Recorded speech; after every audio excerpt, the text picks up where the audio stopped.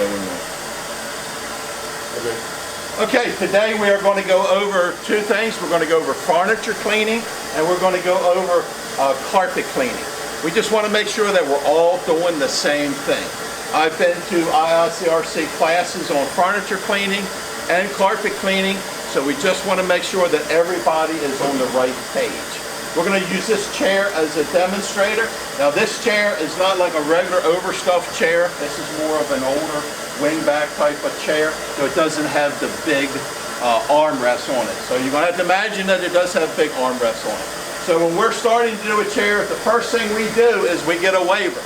Is there ever a time, Dave, that we do not get a waiver?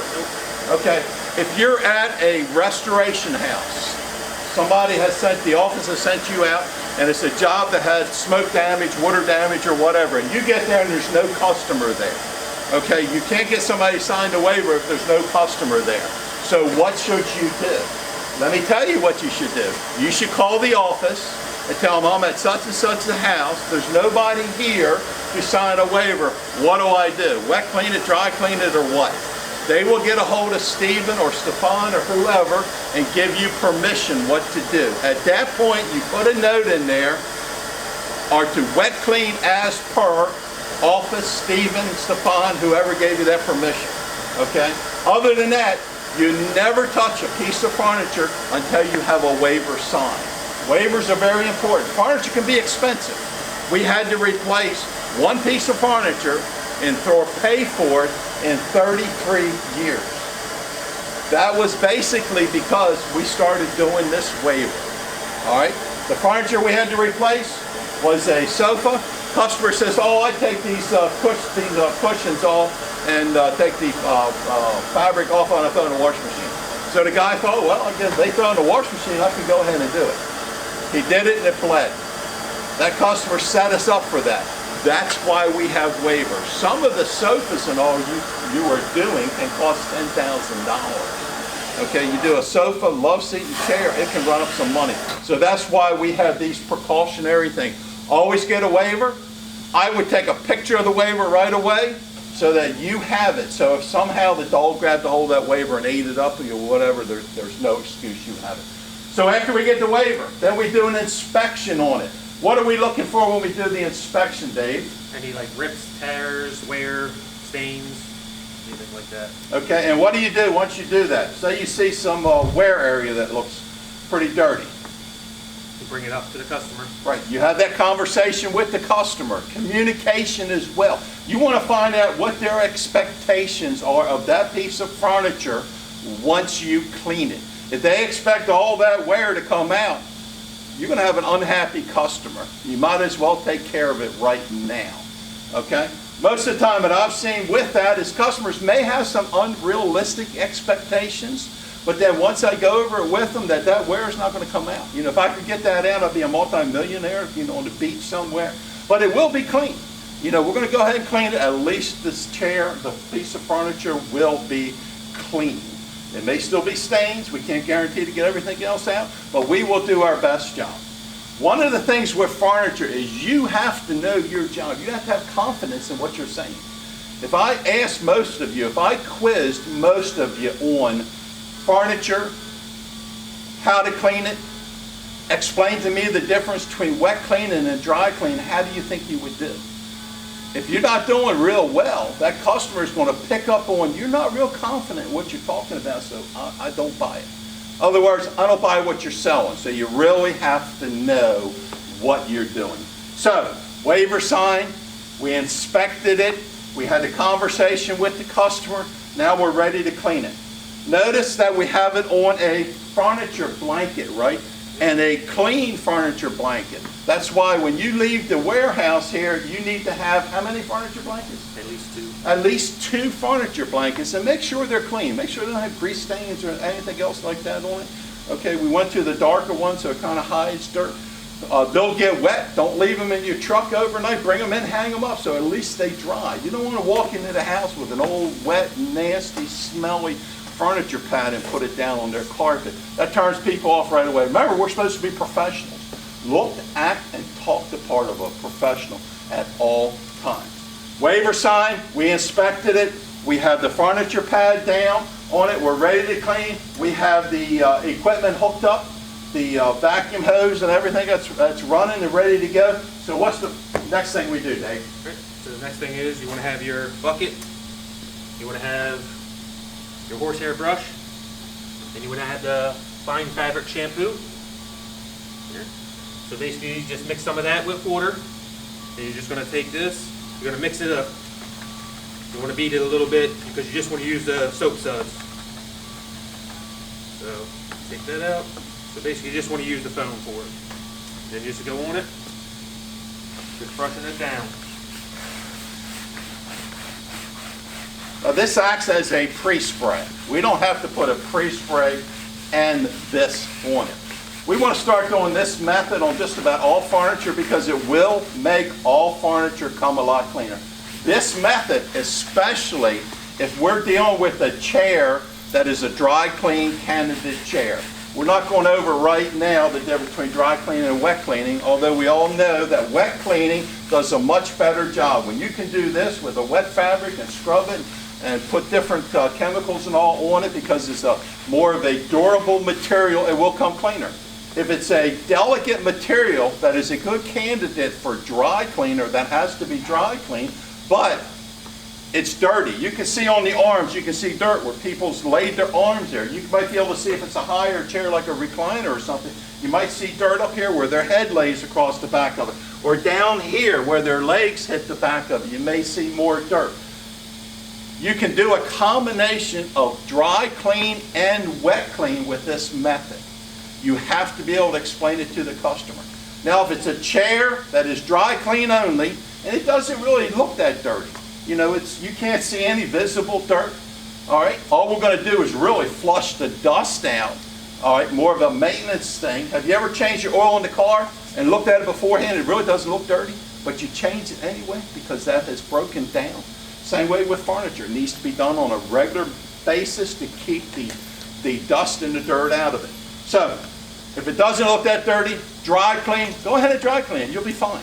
But if it does look dirty, you need to have this conversation with the customer that if we dry clean it, you know, it'll be a safe clean, but dry clean is not going to get this dirt out of the arms and won't get it out of the back here because it's not the very best clean. What I can do is a combination explain to this, you're going to be using more of a foam type of thing, so you're not getting it real wet and going across it. Okay, and then we're going to be dry cleaning it in the areas where it's not that dirty, just to flush out the dirt. Does that make sense to everybody?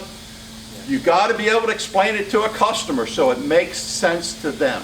Best way to do that is to practice. Practice, practice, practice on what you're going to be saying when you do this. So, we're going to assume that this chair is just a normal wet clean chair, okay? And we've done the whole thing, you brushed down the whole thing, right? How long do you leave it sit? A couple minutes. Doesn't take too long. You got to leave time. Why do we leave it set? Who can give me the answer? Why don't we just start cleaning it right away? Roll time. Great. Chemicals need time to work. You just can't put it on there and take it off right away. You got to have at least 5 minutes for that chemical to start. It's called emulsifying or an emulsification process. And that is where those chemicals are starting to break down the dirt so that we can flush it out of the furniture. Okay, so now what do we do, Dave? So usually what I do, I'll actually scrub it real good, and if it's pretty bad, I actually throw a little pre-spray on it, just to help it out, you know, help to loosen everything up. Maybe brush it in there a little bit too? Exactly. Okay. Again, you're not getting it real wet, are you? Nope. A little bit. Key with furniture is you don't want to really get it wet, and that's what the key is with the foam, using the foam, using the pre-spray, okay, and flushing it out. You don't have to soak it to flush it out, and then drying it real good. You have some clean towels with you, right? Yep. Okay. All right, so there we go there. The next thing is, we're going to start Before you do that, we're going to leave it set for a minute. Let's go over the chemicals you got. So for cleaning all furniture, you need a bucket. Yep. You need a horsehair brush. Yep. You need clean towels, right? Yep. Clean towels, right? Not things that have spots in all over, you know, like that. Nice clean towels. You need pre-spray, Yep. right? You need a furniture pad. Yep. Okay, that's sitting on. Have I missed anything? Yep. Need a fine fabric shampoo. Fine fabric shampoo. You're gonna need brown out brown out and stay clean. and stay clean. So that's all the equipment and all that you're going to need. Okay, go ahead and show us how you. So you start at the top, the bottom, or where you usually start. I usually start with the back, and then do the front, and then the feet. Okay. Take this, give it a mist. Like he was saying, you don't need to use too much water on it. And then just vacuum it off. Okay, so he just missed it. He's not really, you're not pulling the trigger now as you're doing that, Nope, right? nope. Okay, again, very little bit of water, missed. You get a little bit of water in there, and then you're sucking the shampoo, you're sucking the pre-spray, and you're sucking the extra water that you put in there.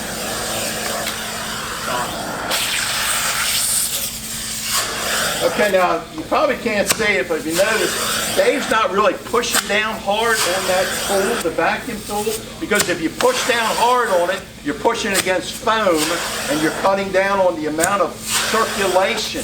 You need to have air moving through the fabric up through this tool to dry it. So he's actually pushing down, but then lifting up just a little bit. Try to lift that material up a little bit so you get good airflow through the material so it dries. So he started at the back, and again, you clean with your eyes. Okay, dirty areas, you're going to be a little bit more concentrated on. Areas that look clean, all you're doing is just really flushing the dust out. So I'll do the back, the front pieces, these little sides here.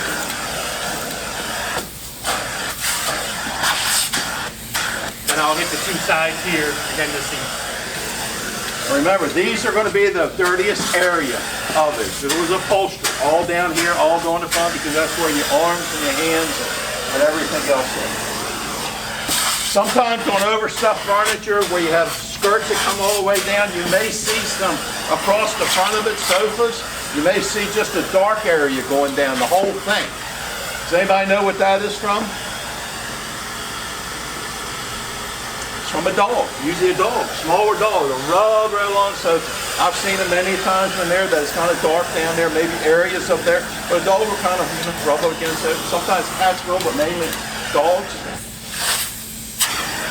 And that comes out really easy if you're working on it. Furniture is a good add-on. It's a great add-on. Most of the time, you're not there just to do furniture. You're there to do carpet, maybe end furniture, but if you're at a customer's house, sometimes they may not even know that we clean furniture. What is the biggest selling thing, misnomers that customers has about why they do not get their furniture cleaned? Anybody have any idea? Why they would not clean it? What would a customer say as a reason why I would, huh? Doesn't look dirty. Doesn't look dirty, that's it. That's their thought. Doesn't look dirty, so I can probably get another year or 2 years out of that because it doesn't look dirty yet. Not like carpet. Carpet that looks dirty, got to get it clean. Carpet is tough. It's a nylon. It's a material that is spun. Okay, it's got a lot of protector and all on it. This is very light fabric and all. Furniture, if you wait till it looks dirty, you can probably, it's too late. It won't come clean. Furniture, you need to clean it on a regular basis. You need to clean that, keep that dust and dirt out of it. Dust is always constantly settling. You know, if you ask a customer, do you ever dust in your house? How often do you dust? Because that dust is there, so it's getting on the furniture. It's very acidic, okay? And that dust sitting on there can start breaking down the material. And if it gets to the point that it's really made it looking dark, it's not maybe always just the dirt that's on there, it's what the acidicness has done to that material. They should clean furniture on a regular basis, minimum of once a year. I explain it to a customer, it's like changing your oil on a car. Do you wait till it looks dirty before you change the oil in your car? You know, 99% of the people would say no. How often do you change the oil? Most of them would say 3,000 to 5,000 miles. Most of them has probably never even looked at it. They just go in and change it because they know after a certain amount of time, if they want that car and that engine to last longer, they need to change the oil in it. Same thing with having furniture done. You need to have that conversation with them. You need to have the conversation with them about, well, maybe take a look at it to see if it needs to be wet cleaned and dry cleaned. Remember, you're not selling. You didn't ask them to do anything. You just want me to look at it. Explaining to them, educating them the difference between wet clean and dry clean. In the process of you doing that, you will set yourself up as a professional that knows what you're talking about. And it's a good chance that they'll have it done. That is a great way. Sofas, how much? Average sofa, 90, let's say $100. Average love seat, $60, $70. Chair, you know, you can easily add $200, $225, $250 onto that ticket. You already got 2 guys there. Why do we put helpers on the truck, Dave? You get stuff done faster. Get add-ons. Okay? You simply put it down as add-ons. Not necessarily to make your job easier, that you can get done faster. You know, if that was the case, just put you out there by yourself. All right? Average job, dollar per man hour, is all affected by not being able to sell additional stuff. You can't sell additional stuff if you're not a professional at it. So you went over, you cleaned it, all right? We went over there, flushed all of the upholstery cleaning agents out of it. So now it should be nice and clean. Yep. All right, it's just damp. If you felt this, it's just really damp. Okay, it's not saturated. All right, so what do you do now, Dave? Next thing you want to use, grab your brown out.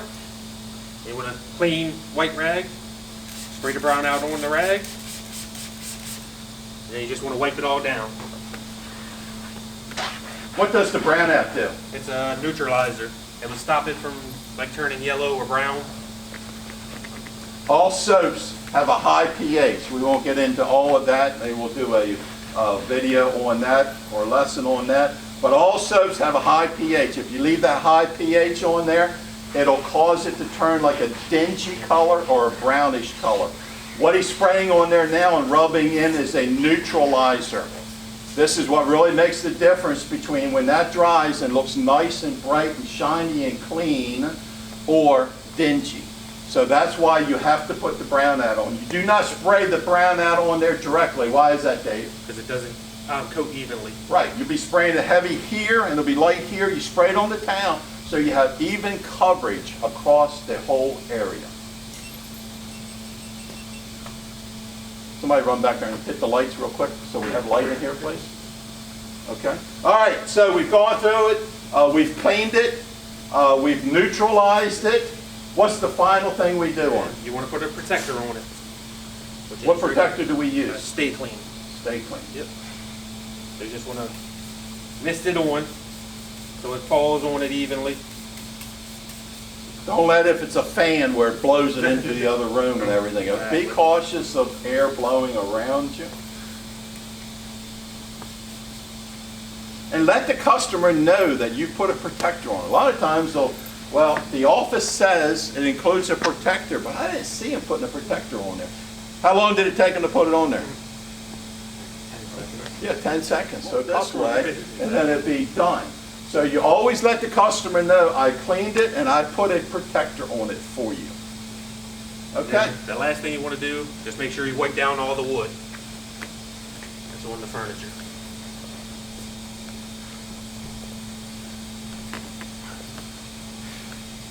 Does Dave sound like he knows what he's talking about? Yes. Yes. Okay. And that's it. That's it. Okay. All right, give Dave a big hand.